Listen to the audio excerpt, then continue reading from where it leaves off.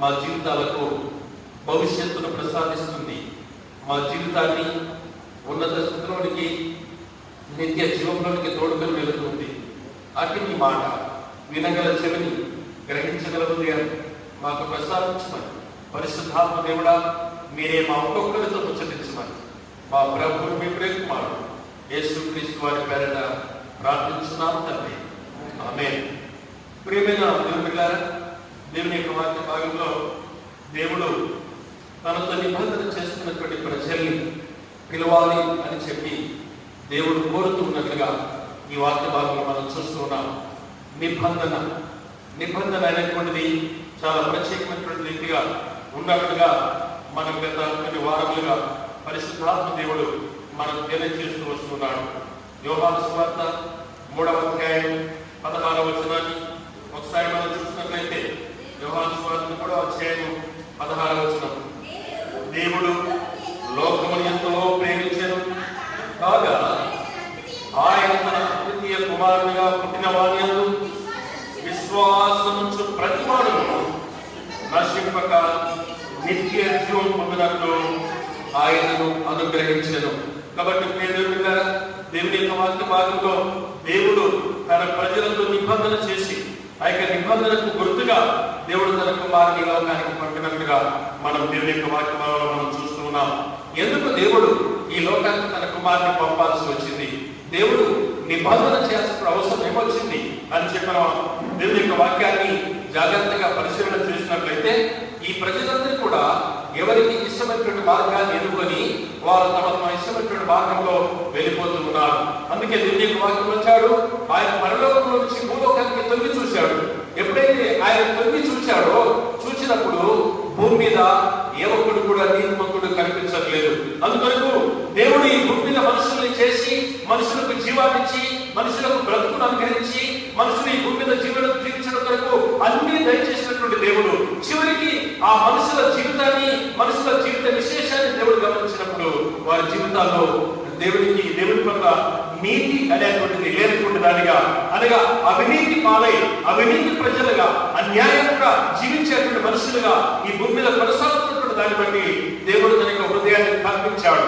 ఆయన హృదయంలో ఆయన తలెత్తిపోయాడు. ఆయన హృదయం, ఆయన మనస్సు నొచ్చుకున్నది. అందుకొరకు ఈ ప్రజల కొరకు నేనేం చేయాలి, ఈ ప్రజల విషయంలో ఎలాగో నేను స్పందించాలని చెప్పేసి దేవుడు ప్రత్యేకించి ప్రజలను ఉద్దేశించి ఆయన కుమారుని ఈ లోకానికి పంపడానికి దేవుడు ఇష్టపడ్డాడు. ప్రజలను కాపాడడం కొరకు, అనగా ప్రజలకు రక్షణ భాగ్యాన్ని అందించడం కొరకు ఆయన లోకానికి పంపాడు. ఇలా మీరందరూ కాదండి అంటే దేవునికి మన మీద, అనగా ఈ ప్రజలందరి మీద ఏముందంటే ఆయన ప్రేమ కలిగి ఉన్నాడు. అది సంగతి.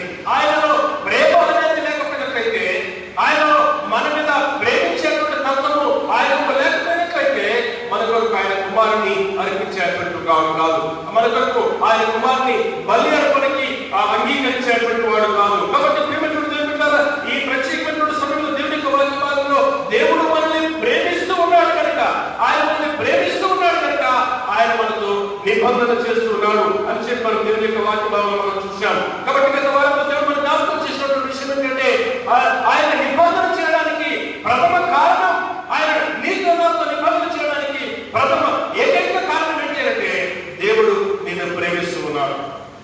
ఆయన ప్రేమ మన మీద ఉన్నటువంటి కారణాన్ని బట్టి, ఆయన మనల్ని ప్రేమించేటువంటి వ్యక్తిగా ఆయన ఉన్నటువంటి విధానాన్ని బట్టి మనమందరం కూడా దేవుని యొక్క ప్రేమను ఎరగని వారమై, దేవుని యొక్క మార్గాన్ని ఎరగనటువంటి వారమై, ఎవరికి ఇష్టమైనటువంటి మార్గంలో వారు ప్రయాణం చేస్తున్నటువంటి కారణాన్ని బట్టి ఆయన మనల్ని ప్రేమించాడు. ప్రియమైన నలుగురు ఒకేలా, 10 మంది కుమారులు ఒకేలా ఒకే ఇంట్లో ఉన్నట్లయితే ఆ 10 మంది కుమారులు 9 మంది బాగుండి ఒకడు బాగాలని అనుకుందాం. వాడు పని సరిగా చేయలేడు, వాడు సరిగా కష్టపడలేడు, వాడు సరిగా తినడు, వాడికి సరిగా ఏమీ ఉండదు. కానీ తల్లిదండ్రుల యొక్క మనసు అంతా కూడా ఎవడుందంటే ఈ 9 మంది మీద అసలే ఉండదు. ఈ 9 మంది నుంచి అసలు పట్టించుకోరు. ఈ 9 మంది నుంచి ఆలోచన చేయడు. కానీ బలహీనంగా వాడి కొరకు ఆలోచన చేస్తారు, వాళ్ళ గురించి ఎక్కువ పట్టించుకుంటారు, వాళ్ళ కొరకు ప్రత్యేకించి దాచిపెట్టడానికి ఇష్టపడతారు. కారణం ఏంటంటే ఆ ఒక్కడు వాడు సరైనటువంటి వాడుగా లేడు కాబట్టి, వాడు శక్తివంతుడిగా లేడు కాబట్టి, వాడు బలమైనటువంటి వాడుగా లేడు కాబట్టి, వాడు పని చేసేటువంటి స్తోత్రం కలిగినటువంటి వాడుగా లేడు కాబట్టి, వాడు చాలా బలహీనంగా ఉన్నాడు కాబట్టి, వారందరిలో వీడు చాలా నాశనంగా జీవిస్తున్నాడు కాబట్టి వాడి వరకు ఆ తల్లిదండ్రులు ఉంటారు. ఇలా చేస్తూ ఉన్నప్పుడు మిగతా వాళ్ళకు కూడా తెలుస్తుంది. ఏమంటారంటే అప్పుడప్పుడు మా అమ్మ మా నాన్న వీడు ఏం చేయకపోయినా, వీడు దేనికి పనికి రాకపోయినా వాళ్ళని మాత్రం బాగా ప్రేమిస్తారు, మమ్మల్ని ప్రేమించరు. మేము కష్టపడతాము, మేము పని చేస్తాము, మేము సంపాదిస్తాము, మేము అన్ని చూస్తాము, అయినా కూడా మా అందరికంటే ఈ దిక్కుమాలటువంటి వీరి బాగా ప్రేమిస్తారు అని చెప్పేసి అంటారు తల్లిదండ్రులు. ప్రేమించడం ఏమిటారా? అది ఒక తల్లి యొక్క ప్రేమ, ఒక తల్లి యొక్క ప్రేమ. ఈ తల్లి అధిక బలహీనమైనటువంటి వారిని ప్రేమించినప్పుడు దేవాలయ దేవుడైనటువంటి దేవుడు మనకు దేవుడికి మార్గంలో లేకుండా ఉండాలని చూసి ఆయన మనల్ని ప్రేమించి ఆయన కుమార్ని మనకి ఇవ్వడానికి ఆయన ఇష్టపడ్డాడు. ప్రేమించడం ఏమిటారా? ఒక తల్లి యొక్క ప్రేమ గురించి నేను జ్ఞాపకం చేయాలని చెప్పి ఆశపడుతున్నాను. ఆ తల్లి తన కుమారుడికి చాలాసార్లు చెప్పిందంట, ఒరే నాన్న, నువ్వు స్నేహితులతో కలిసి అల్లరి చేయొద్దు, స్నేహితులతో కలిసి కొట్లాటకి వెళ్ళొద్దు, స్నేహితులతో కలిసి జగడపడొద్దు, స్నేహితులతో కలిసి ఈ చిల్లర పనులు నువ్వు చేయొద్దని చెప్పేసి చాలాసార్లు ఆ కుమారుడికి చెప్పింది. చాలాసార్లు చెప్పడమే కాదు, చాలాసార్లు తిట్టింది, చాలాసార్లు కొట్టింది. ఎంత కొట్టినా కూడా వాడు మారడం లేదు, ఎంత తిట్టినా కూడా వాడు మారడం లేదు. వాడి జీవితం అదే ఉంటుంది. చిల్లర మనుషులతో వెళ్ళి వాడు చిల్లర వ్యవహారాలు చేస్తూ అనేకమైనటువంటి అవమానం తల్లిదండ్రులు తీసుకొస్తున్నాడు, అనేకమైనటువంటి చెడ్డ పేరు తల్లిదండ్రులు తీసుకొస్తున్నాడు, అనేకమైనటువంటి కీడు ఆ కుటుంబానికి కల్పిస్తూ ఉన్నాడు. ఆ తల్లి చాలాసార్లు చెప్పింది, ఎన్నోసార్లు వాడిని దండించింది, వాడిని శిక్షించింది, అయినా వాడు మారలేదు.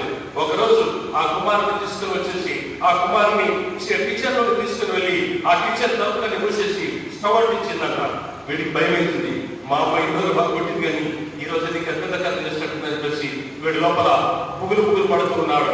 ఒక ఇనుప చువ్వ తీసుకున్నట పొడిగాడిన చువ్వ తీసుకొని ఆ గ్యాస్ అంటించినటువంటి గ్యాస్ కి ఒక పక్క ఆ స్టవ్ మీద పెట్టేసి దాన్ని ఎర్రగా కాల్ చేస్తున్నాడు. వీడు ఎక్కడ పెడుతుందో నాకు అని చెప్పేసి కింద మీద వరిగిపోతున్నాడు, గజగజలాడుతున్నాడు.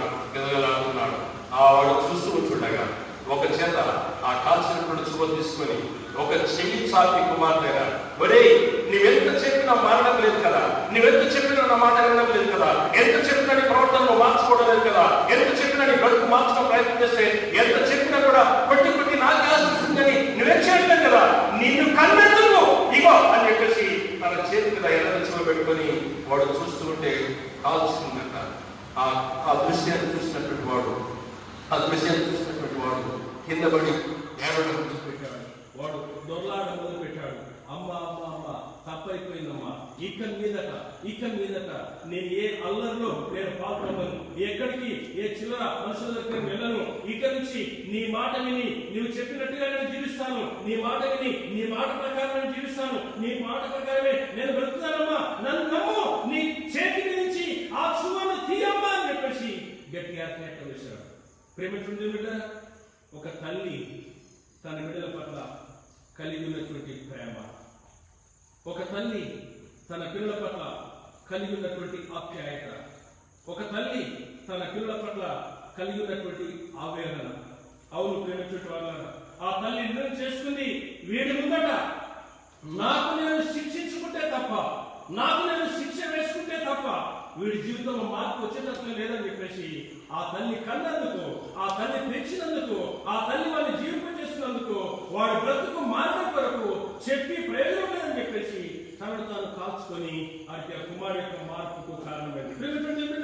కారణం ఏంటి అంటే వాళ్ళు ఎంతగా ప్రేమిస్తున్నటువంటి కారణాన్ని బట్టి వాడు తన తల్లి యొక్క ప్రేమను అర్థం చేసుకోలేకపోతున్నాడు, ఆ తల్లి యొక్క ప్రేమను వాడు గ్రహించలేకపోతున్నాడు, ఆ తల్లి యొక్క ఆవేదన ఎలా ఉందనేటువంటి విషయాన్ని వాడికి అర్థం కావడం లేదు. అనేక విధాలుగా ప్రయత్నం చేసి చివరికి తన చేతితో తాను కాల్చుకునేటువంటి స్థితికి ఆ తల్లి ధైర్యం చేసింది. ప్రేమించడం వల్ల దేవుని యొక్క నిబంధనలో మనకు దాగినటువంటి ప్రత్యేకమైన విషయం ఏంటంటే ఆయన మనల్ని ప్రేమిస్తున్నాడు కాబట్టి. దేవుని యొక్క వాక్యం ఉంటుంది, దేవుడు లోకమును ఎంతో ప్రేమించాను. ఈ ఎంతో ప్రేమించాను అనేటువంటి దానికి కొలత లేదండి. అందుకే దేవుని యొక్క ప్రేమకు ఏం లేదంటే కొలత లేదు, అది హద్దులు లేవు, అది కండిషన్ లేనటువంటి ప్రేమ, అది ఏమి ఉడంబడిక లేక ఏమి నియమాలు లేనటువంటి ప్రేమ, ఎలాంటి కట్టుదిట్టాలు లేనటువంటి ప్రేమ దేవుని యొక్క ప్రేమ. అందుచేతనే దేవుడు లోకమును ఎంతో ప్రేమించాడు. ఎంతగా ప్రేమించాడు అంటే చివరికి తన ప్రాణాన్ని సైతం పెట్టడానికి ఏమాత్రం వెనకాడకుండా అంతగా ప్రేమించాడు. తన ప్రాణాన్ని ధారపోయడానికి తెగించేంతగా ఆయన ప్రేమించాడు. ఆయన తను తాను శిలువలో బలి అర్పించాడు.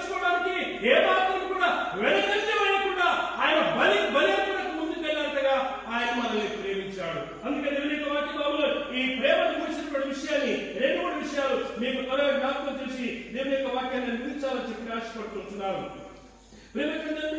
ఈ దేవుని యొక్క ప్రేమ అన్లిమిటెడ్ లవ్. అది దేవుని యొక్క ప్రేమ హద్దులు లేనటువంటిది, అది పరిధి లేనటువంటిది, అది విస్తారమైనటువంటిది, అది ఏమాత్రం కూడా మనం ఊహించినటువంటిది, ఏమాత్రం కూడా మనము ఆలోచించి దాన్ని అంచనా వేయలేనటువంటిది దేవుని యొక్క ప్రేమ. అంత ఉన్నతమైనటువంటి ప్రేమ దేవుని యొక్క ప్రేమ.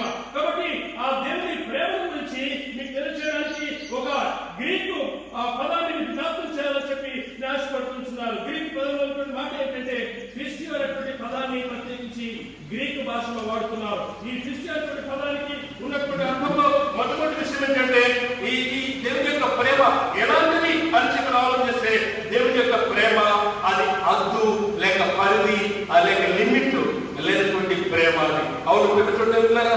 దేవుడు వాళ్ళని ప్రేమించడానికి ఆయన హద్దు పెట్టలేదండి. దేవుడు ప్రేమించడానికి ఆయన పరిధి నియమించలేదు. దేవుడు వాళ్ళు పెట్టడానికి ఆయన పరిమితి అనేటువంటిదని ఏది పెట్టలేదు. ఏ పరిమితి లేకుండా, ఏ హద్దు లేకుండా దేవుడు వాళ్ళని ప్రేమిస్తున్నాడు. ప్రేమ అంటే మీకు జ్ఞాపకం చేశాను కదా, దాంతో ప్రేమ అంటే చాలా మంది తప్పు అర్థంలో కొట్టుకొని పోతున్నారు.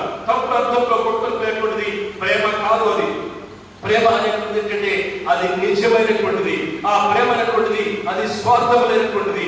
ఆ ప్రేమ అనేటువంటిది అది నిస్వార్థమైనటువంటిది. ఆ ప్రేమ అనేటువంటిది ఏమైనటువంటి తన క్షేమాన్ని కానీ, తన యొక్క లాభాన్ని కానీ, తనకు వచ్చేటువంటి బెనిఫిట్ కానీ ఆలోచన చేయనటువంటిది అది ప్రేమ. ప్రేమటువంటి బిడ్డలారా, ఈ ప్రత్యేకమైనటువంటి సమయంలో దేవుని యొక్క వాక్య భాగంలో మనము దేవుని యొక్క ప్రేమను మనం అర్థం చేసుకోవాలి. మనం దేవుని యొక్క ప్రేమను మనం గ్రహించాలి. అందుకే భక్తుడు ఆంధ్రప్రదేశ్ కీర్తనలో దేవుని యొక్క ప్రేమ గురించి ఆయన పాట రాస్తాడు. ఇలాగిలా యేసు ప్రేమ అది ఏమాత్రం కూడా మనం ఊహించినటువంటి, అది మనం ఏమాత్రం కూడా మరి గ్రహించలేనటువంటి ఆ ఉన్నతమైనటువంటి ప్రేమ అని చెప్పేసి భక్తుడు ఆంధ్రప్రదేశ్ కీర్తనలో ఆ యొక్క పాటలు పాడుతూ ఉంటాడు. అవును, దేవుని యొక్క ప్రేమ అది చాలా అతి పవిత్రమైనటువంటిది, అతి ప్రత్యేకమైనటువంటిది, ఎంతో ప్రాముఖ్యమైనటువంటిది. కాబట్టి ఆ ప్రేమను గురించి నీవు నేను అర్థం చేసుకోవాలి. ఆ ప్రేమను మనం గ్రహించాలి. ఆ ప్రేమను నీవు ఎరగగలిగితే, ఆ ప్రేమను నీవు ఎరగగలిగితే దేవుడిని ప్రేమించకుండా ఉండలేదు. చాలా మందికి దేవుని యొక్క ప్రేమ తెలియదు. దేవుని యొక్క ప్రేమ చాలా మందికి అర్థం కాదు. అందుచేత దేవుని యొక్క ప్రేమను మనం అర్థం చేసుకోలేక, ఆ ప్రేమను మనం గ్రహించలేకపోతున్నాం. ప్రేమ చూడండి కదా, దేవుని యొక్క ప్రేమ ఎంతో ఉన్నతమైనటువంటి ప్రేమ. ఆ ప్రేమను నీవు నేను మనం గ్రహించాలి. 160 నంబర్ గల ఆ పాటలో ఆ భక్తుడు ఆ దేవుని యొక్క ప్రేమ గురించి ఆయన రాస్తున్నాడు.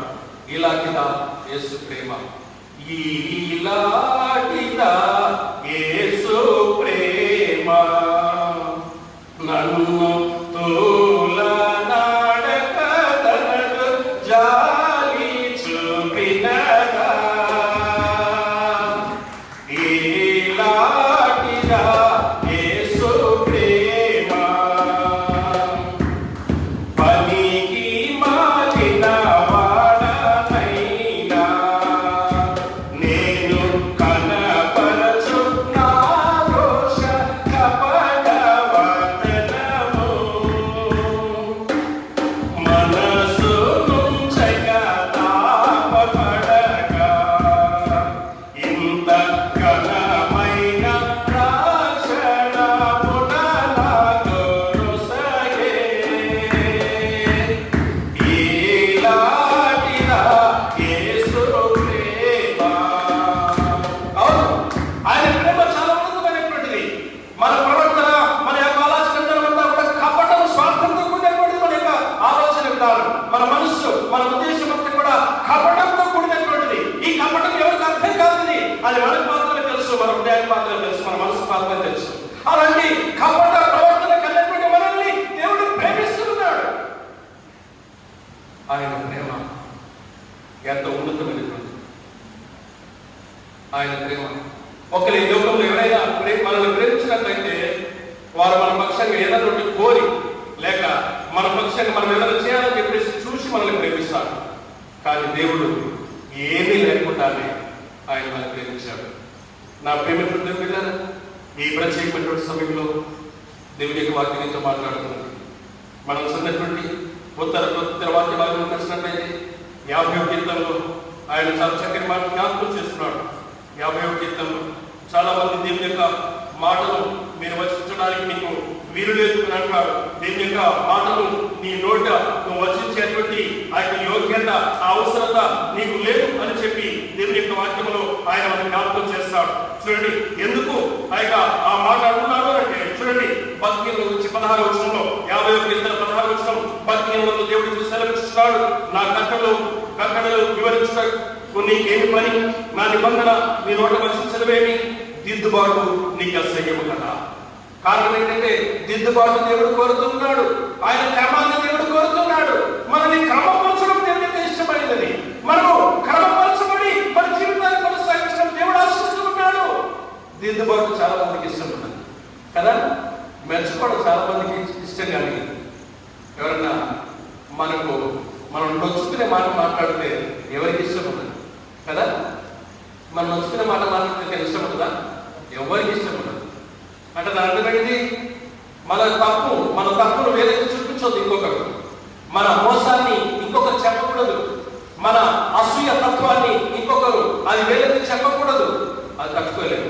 అలాంటి వ్యక్తులతో దేవుడు మాట్లాడుతున్న మాట ఏంటంటే, దిద్దుబాటు నీకు అసహ్యము అనగా నిన్ను సరిచేయాలని చెప్పేసి నేను ప్రయత్నం చేస్తే నేను సరికాదని మాట్లాడుతున్నావు. నిన్ను చక్కబెట్టాలని చెప్పి ఆశిస్తే నేను చక్కబడాలని చెప్పేసి వచ్చున్నావు. కాబట్టి దిద్దుబాటు నీకు అసహ్యము కనుక ఇదిగో నా నీ నోట నా నిబంధన లేక నా మాట నువ్వు వచించేటువంటి యోగ్యత లేదు అని చెప్పి దేవుని యొక్క వాక్యంలో ఆయన జ్ఞాపకం చేస్తున్నాడు. దేవుడు కోరుతున్నది ఏంటి అంటే, మనం ప్రేమించడానికి, ఆయన ప్రాణం పెట్టడానికి, ఆయన తనగా ఈ లోకంలో బలిగా తనను తాను అప్పగించుకున్నాడు. మనం దిద్దుబాటు చేయడానికి ఆయన తన ప్రాణాన్ని పెట్టాడు. ప్రేమించుండి దేవుని బిడ్డలారా, నేను దేవుని యొక్క వాక్యాన్ని గురించి నాకు ఇష్టపడుతున్నాను. ఎక్కువ సమయం ధ్యానం చేయకుండా మనల్ని మనం దేవుని యొక్క వాక్యాలను ఒక్కసారి మనల్ని మనం ఆలోచించాలని చెప్పి నేను దేవుని యొక్క వాక్యాన్ని బట్టి నేను మీకు మనం చేస్తున్నాను. దేవుని ప్రేమ అది ఉన్నతమైనది. దేవుని ప్రేమ అది అపారమైనటువంటి ప్రేమ. ఆయన ప్రేమ మహాగొప్పది. ఆయన ప్రేమ అత్యున్నతమైనది.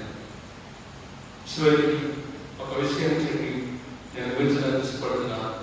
దేవుని యొక్క వాక్యంలో 50వ కీర్తనలు మనం చదివినట్టు 5వ వచనం, బలి అర్పణ చేత నాతో నిబంధన చేసుకున్నా నా భక్తులు నాకేదేమిటా బలి నువ్వు చేయలేదు, నువ్వేం బలి అర్పించలేదు, నువ్వేం బలి చేయలేదు. కానీ నీ కొరకు దేవుడు బలి చేశాడు. నీ కొరకు దేవుడు తన కుమారుని బలిగా అర్పించాడు. బలి అర్పణ చేత దేవుడు నిబంధన చేశాడు.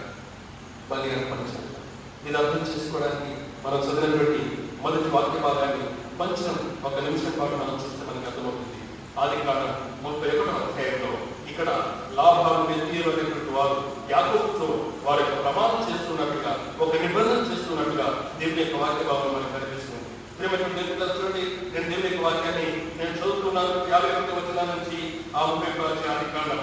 లాభాలు నాకు నీకు మధ్య నేను నిలిపిన ఈ స్తంభం చూడము, ఈ కుప్ప చూడము, హాని చేయమని నేను ఈ కుప్ప దాటి ఎందుకు రాకను, నీవు ఈ కుప్పను ఈ స్తంభమును దాటి నా ఎందుకు రాకను ఉన్నటకు ఈ సాక్షి కుప్ప ఈ స్తంభము నీకు నాకు సాక్షిగా ఉంటుంది అని అంటున్నాడు. అక్కడ ఒక నిబంధన చేస్తున్నారు. ఆ తర్వాత అక్కడ ఒక గొర్రెపిల్లను వధించి వారందరూ కూడా అక్కడ భోజనం చేసినట్టుగా దేవుని యొక్క వాక్యం మనం చూస్తున్నాం.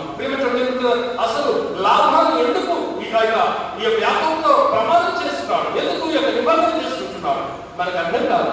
ఆయన సొంత కదా, తన అక్క కొడుకు యాకోబు అక్క కొడుకు, సొంత చెల్లి కొడుకు, చెల్లెల కొడుకు.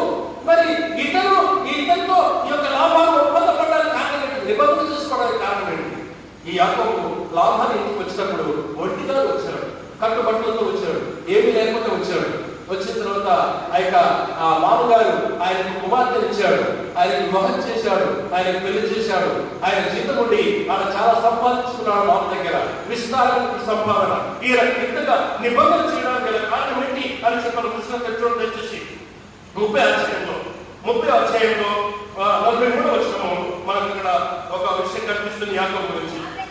ఆ ప్రకారం ఆ మనుషుడు అత్యధికముగా అభివృద్ధి పొంది విస్తారమైన మందలు, దాసీలు, దాసులు, ఒంటెలు, గాడిదలు. అదండి సార్, లాభం దగ్గరికి యాకోబు వచ్చినప్పుడు ఏమీ లేదండి, కట్టుబట్టలతో వచ్చాడు.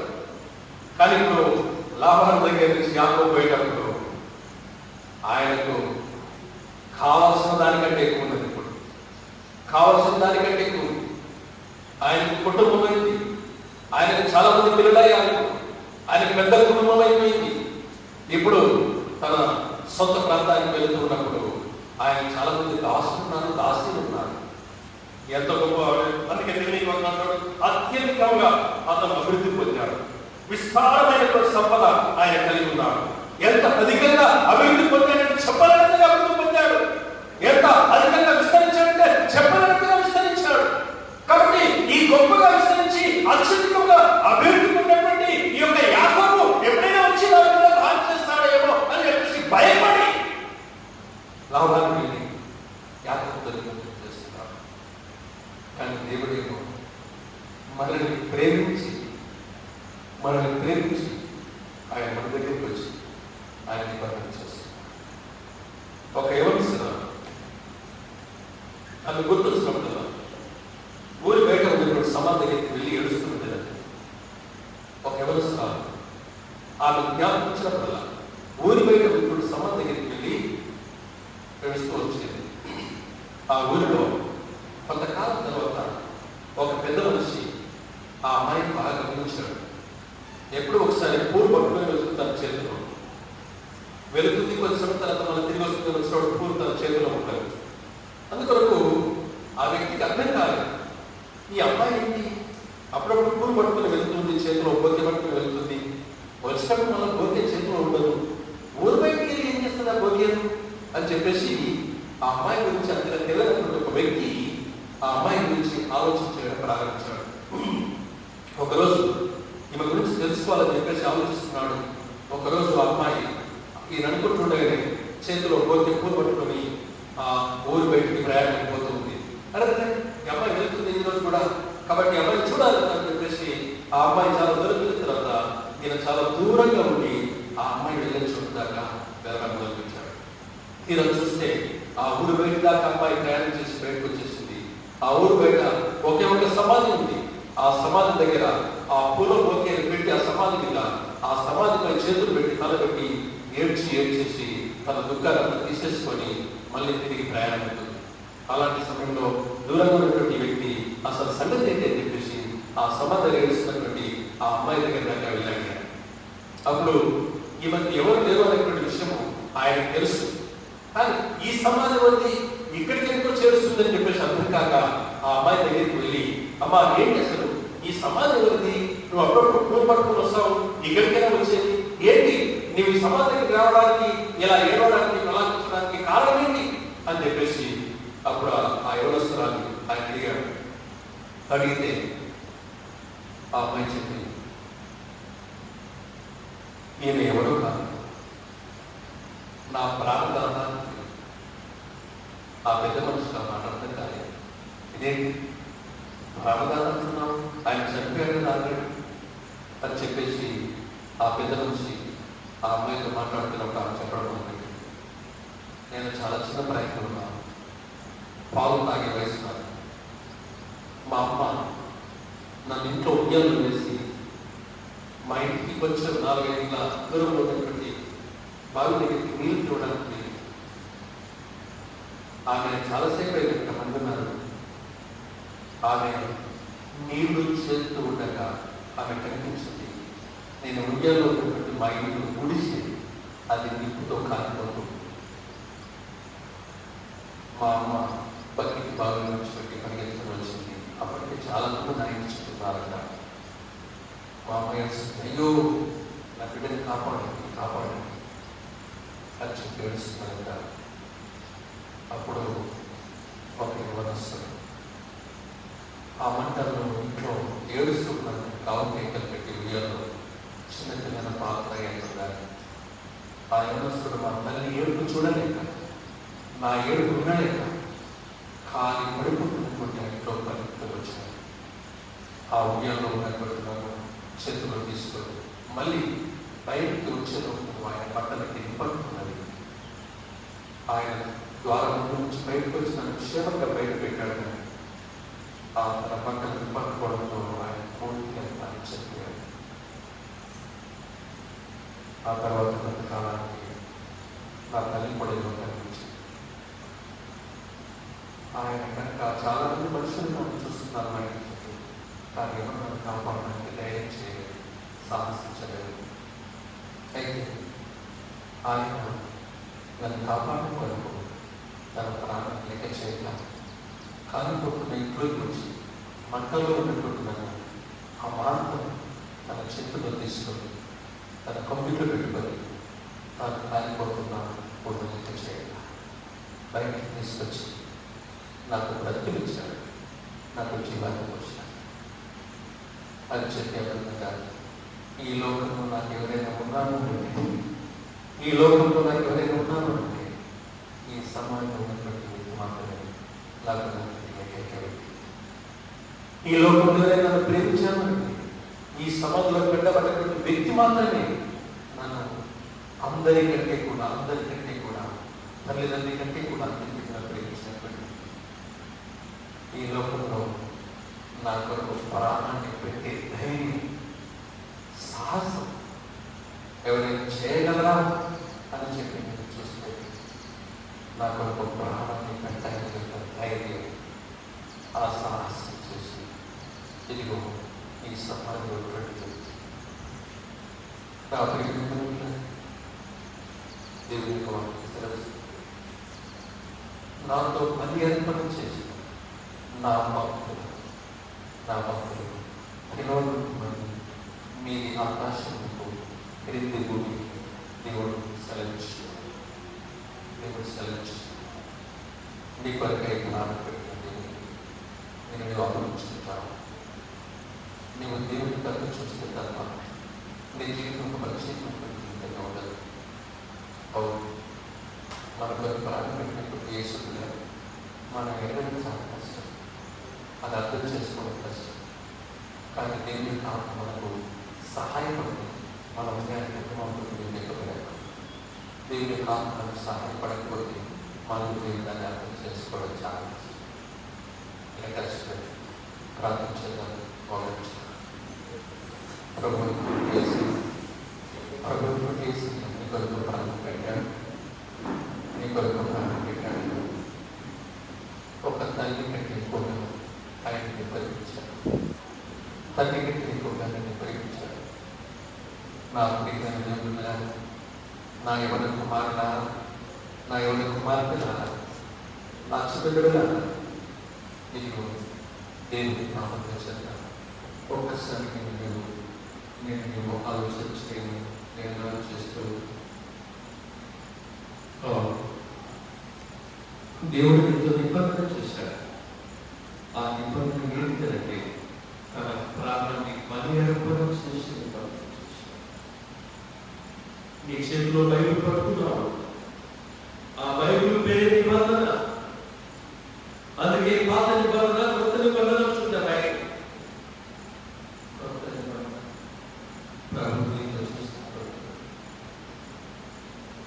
మనలో ఏది లేకపోయినా, ఏ ప్రసిద్ధి లేకపోయినా, ఏ ప్రాముఖ్యత లేకపోయినా ప్రభువే మనల్ని ప్రేమించి మనల్ని చేశారు. అందుకే అంటున్నారు, నా భక్తులు నా ప్రేమ నిన్ను ప్రభు పిలుస్తున్నాడు. నిన్ను పిలవని దేవుడు భూమికి ఆజ్ఞించాడు. నిన్ను పిలవని దేవుడు ఆకాశానికి ఆజ్ఞించాడు. అందుకే ఈరోజు దేవుడు సన్నిధిలో ఉన్నావు. నీవు ప్రభు అంటున్నాడు, నా భక్తుల్ని పిలువండి, నా భక్తుల్ని పిలువండి. తండ్రి అనిపిస్తుంది నేను ప్రత్యేకత నీ పాదం చిన్న జ్ఞాపకం చేస్తున్నాను. అవునయ్యా, నీ ప్రేమ అత్యున్నతమైన మీరే మమ్మల్ని ప్రేమించినాయి. మీరే మమ్మల్ని ప్రేమించి మా చెంతకు వచ్చారు. మీరే మమ్మల్ని ప్రేమించి మమ్మల్ని దర్శించారు. మీరే మమ్మల్ని ప్రేమించి మా తండ్రి మా చెంతకు మీరు సమీపించారు, మా వద్దకు వచ్చారు. మీరే మమ్మల్ని ప్రేమించి మీరు మాతో మాట్లాడుతున్నారు. తండ్రి మీకు స్తోత్రం చెల్లిస్తుంది. మీకు వందనాలే. అవును, ఆ బిడ్డ కొరకు ప్రాణం పెట్టేటువంటి వ్యక్తిని ఉంచిన ప్రేమ కలిగినటువంటి దేవుడు. ఆ చిన్న బిడ్డ కొరకు పద్ధతి యవనస్తుడు పెట్టినటువంటి ప్రాణం, యవన ప్రాయంలోనైనా 33 సంవత్సరాల ప్రాయంలో, యవన ప్రాయంలో తండ్రి మీరు ప్రాణం పెట్టారు. నా కొరకే యవన ప్రాయంలో మీరు నా కొరకు ప్రాణం పెట్టారు. తండ్రి చూపిస్తుంది. ఇది వందలు ఈ సగం నీ చేతులకు అప్పగించుకొచ్చున్నా, నీ చేతులకు సమర్పించుకొచ్చున్నా, నన్ను గాయపడే హస్తాలకు అప్పగించుకొచ్చున్నానయ్యా. అవును, నన్ను దిద్దుబాటు చేయడానికి నన్ను మాట్లాడు, నన్ను దిద్దుబాటు చేయడానికి నన్ను ప్రేమించాడు, నన్ను దిద్దుబాటు చేయడానికి ఇవి నా కొరకు మీరు నీవు అప్పగించుకుంటాను. నన్ను దిద్దుబాటు చేయడానికి నేను నీవే బలి అర్పణ చేసుకున్నాను. నా నిమిత్తమై నా కొరకే శిలువలో ప్రాణం పెట్టి బలియాగం చేయబడ్డ యేసు, ఇది నన్ను నేను కానీ చేతులకు అప్పగించుకోవచ్చు, నన్ను నేను గాయపడ్డ చేతులకు సమర్పించుకోవచ్చు.